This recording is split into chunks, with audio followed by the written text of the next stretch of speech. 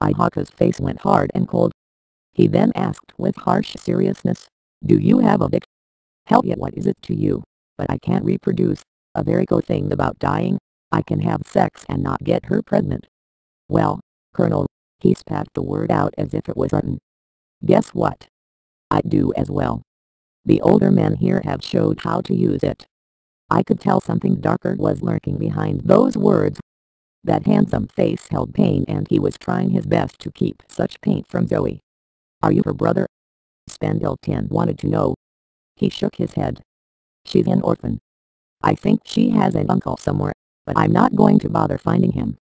"Where do you live?" "In the sewers." Ihaka faced the window, watching the sky. The sun wouldn't set for hours. "It's the only place the aides won't look." He looked back at me. I saw his displeasure.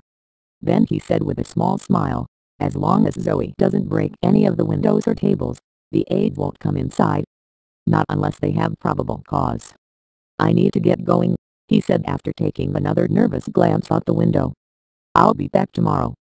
"But I thought the aides were just mindless killers in a zombie state." "Hold on." I grabbed Ihaka's arm. "Were you the one who gave Zoe these?" He held up the bottle of sleeping pills. "I didn't. My grandfather did." "Why?" "You have to ask him." I don't question his authority.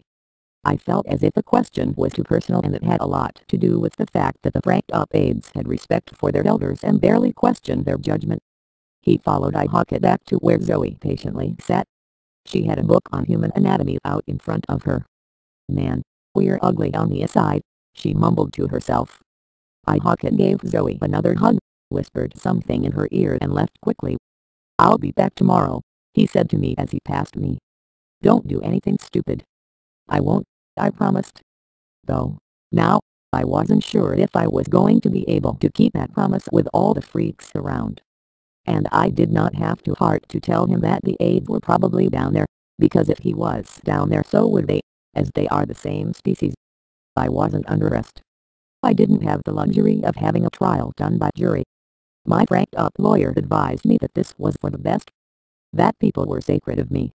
People would look down upon me, and if he was judged by my peers, I would surely lose. I just did not see it that way. I did not see it so black and white. I saw it as an attack on being white and a superhuman.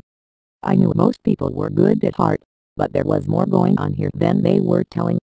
Probably someone on that jury would understand his plight. Would look past the powers and authority and see him. If one person did that, then he had a good chance for a mistrial, but they would probably stack the odds against me. Judge Tiki was a tall, ugly old man. Set in his ways, the bastard was constantly under investigation for racism against the white and sons and sexism. There was never enough evidence to support these claims. Judges were supposed to be picked at random.